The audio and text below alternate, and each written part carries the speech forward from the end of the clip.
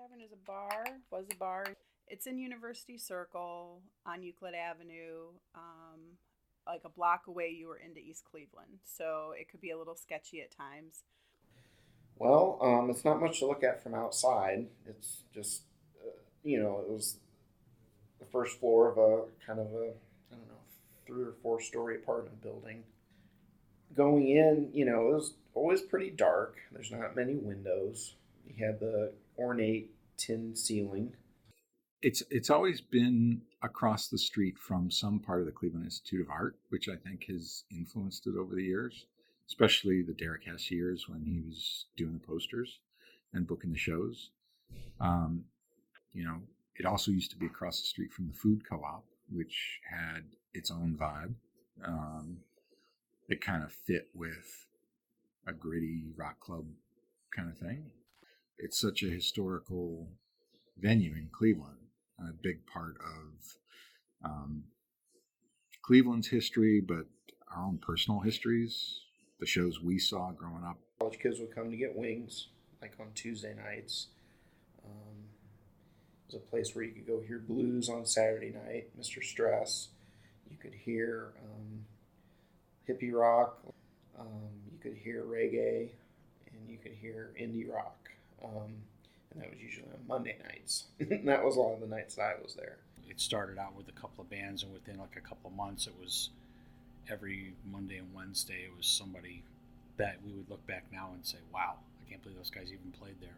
But it was like every day practically. It was late 80s, early 90s. One of my friends, Derek Hess, started booking rock bands there. Started off as local bands and then became national. He started booking shows every Monday night, and we would go, and like everybody went. Didn't matter what type of music, if it was metal or some kind of post-hardcore, punk rock, hippies, whatever. It didn't matter. We all just went and had a great time. I think it was always music as a primary driver. And the reason anybody goes to old bars, there's a sense of community, there's a sense of camaraderie.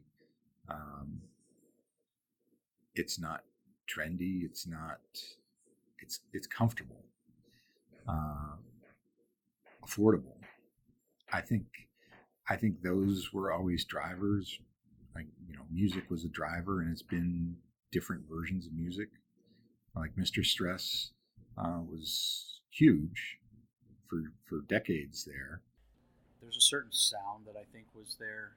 It was sort of what I call pre-grunge music, but it was diverse. Green Day played there. Queens of the Stone Age played there. Seasoned Arrest from Kansas City would play a lot of New York bands. John Spencer Blues Explosion, Unsane, and then you had like some weird Southern Culture on the Skids played there. You had some different types of music. So like we'd get bands from Japan, like the Boredoms, and then we'd have a band like, say, the Reverend Horton Heat, who was more of a rockabilly, a little more on the punk edge. Like Unsane, Today Is the Day. Some of them got to be pretty big. Mastodon, High on Fire. Jesus Lizard, they did a 3-night stand there. They had different bands open for them. They played 3 nights in a row. So I guess something about the music is it's always been authentic to the people who were running it. And there's something to that. I mean, different people have liked the music that was presented there based on their interests. But the one thing that's been consistent is the people running it have always put what they're passionate about up on stage. There used to be stickers that said, I got the blues at the Euclid Tavern because Mr. Stress played there all the time. And then it went to, I got this bruise at the Euclid Tavern. Probably just a certain amount of chaos that was under control. Wasn't I didn't feel like anything really horrible was going to happen, but I think to the average person that came in here, they felt a little uncomfortable with just the certain amount of chaos that was in there. People hanging and jumping off the I-beam on the ceiling, and there were people flying through the air. It was very much a cliche of punk rock chaos, and but it was sort of controlled. You know, everybody danced, everybody mosh pit. You hung. There was a beam on the ceiling that people would just hang from upside down. It was crazy. They didn't care if they rolled down the stairs into the stinky area of the men's room. There was movie film there, Light of Day, in the 80s with Michael J. Fox and Joan Jett. So it got a little bit of notoriety there. I think it was just all a circumstantial thing. You know, we had something cool. The time period was right. The place was right. The atmosphere was right.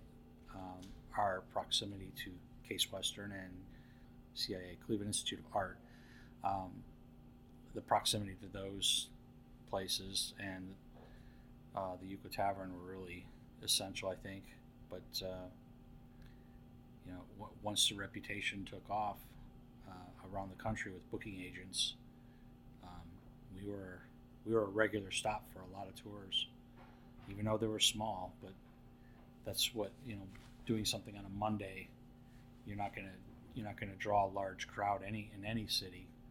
But for us, a large crowd was 300 people, and put 300 people in that little place, it creates quite a buzz. The guy that did the booking, he was really good at it. And for the most, Derek Hess through most of the 90s. You know, he did he did the artwork and he did booking the bands. And once he stopped doing it, a couple different guys, you know, tried to do it, but, you know, they just didn't quite have the connections. And there were still some good bands coming through, but it wasn't quite the same.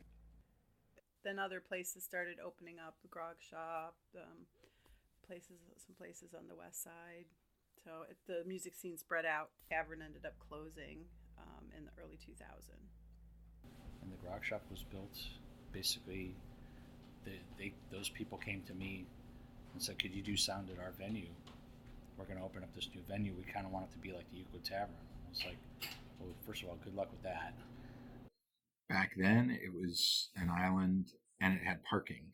And I think as the neighborhood changed,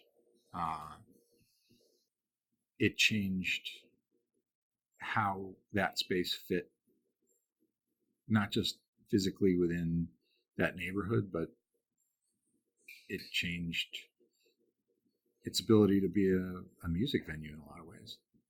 Cleveland Hearing and Speech built their building on what was parking for the Euclid Tavern, so that made it much more difficult to get down there for shows. And then it tried to reopen as sort of like a, college sporty bar kind of thing, and that didn't really work for a couple years. And then the Happy Dog invested in it. We ran the business there, Happy Dog at the Euclid Tavern. So we started I think we opened in October of 2014, and we ran through the end of our lease, which was the end of 2018. There was going to be one space we were going to try a second Happy Dog in this area. It was going to be in that space. And we always approached it as being a chapter in the history. We knew we weren't going to be the last chapter, or at least we hoped we wouldn't be the last chapter at the Euclid Tavern. And it's why we called it Happy Dog at the Euclid Tavern instead of taking down the iconic Euclid Tavern sign and just branding it as a Happy Dog.